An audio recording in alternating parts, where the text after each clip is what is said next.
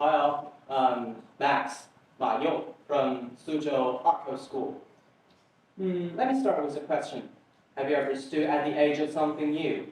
A project, a course, a challenge, and heard a voice in your head whisper, oh, I have no talent for this, or I'm not enough. Or upon meeting someone for the first time, just simply hearing a particular personality of theirs, immediately concluded, I exactly know who you are. Maybe you've been on the other side as well, somehow being wrong. We've all done it, and to others, and most painfully to ourselves. What? Okay. I want to tell you a story about a label I most wore for life. My MBTI is INTJ. Translation: I was a fairly introverted kid who preferred the world inside my head to the one outside. And so, the world handed me a label, poor communicator. In elementary school, I participated in a storytelling competition. The dread was physical. I cried multiple times because I seriously didn't want to do it.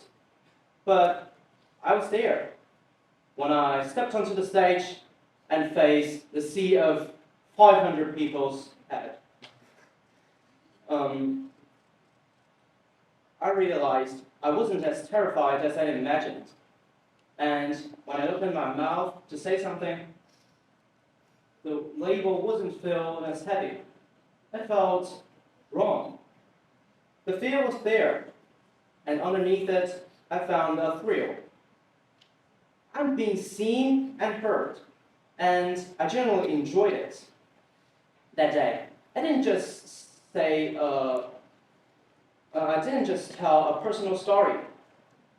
I also started to peel off a label, and because I peeled it off, I'm here talking to you all now.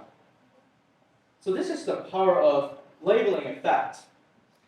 If you say to yourself, I'm bad at this, you're not stating a feeling, you're writing a rule. You become the poor communicator, so you stop communicating. You become the procrastinator, so you stop trying to be on time. The label becomes a self-fulfilling prophecy. And we do this to others all the time. We stick on labels on others like student athletes aren't academically strong, or rock band members are all wild. I had a powerful lesson about this the hard way. About 2 years ago, I lined up for the Suzhou City 400-meter race for men. Next to me was a friendly guy. We chatted, and he mentioned he was an art student. My internal monologue immediately kicked in. An art student? Okay, that should be easy. My podium finish is guaranteed. Starting pistol fired, and let me tell you, the art student didn't run fast. He exploded off the line. There was just a single screaming thought replaced in my head. Are you kidding me? How is he so fast? My completely prepared race strategy shattered along with my ego. I spent the rest of the race watching his back and do nothing from the second place to the last place. So, the label to the art students didn't just make me arrogant, it makes me blind. I spent too much time racing against my idea of him that I lost the actual race. So, how do you stop? How do you break the habit of labeling? First, for yourself, it starts with changing the narrative. Swap, I can't do this, or I can't do this yet. Celebrate the tiny victories.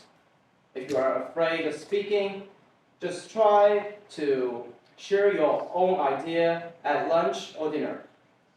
If you think you are a procrastinator, just wait the next 5 minutes. These small wings are very important to build your new identity. With others, we can swap broad labels for specific observations. Instead of, our students are not good at sports, we can say, he's an art student, and he might also be a dedicated athlete. So this act of unlabeling is like opening the door to the world with more possibilities. All of us should know there is no fixed script for our life. You are not one character. You are an entire cast. And that's a story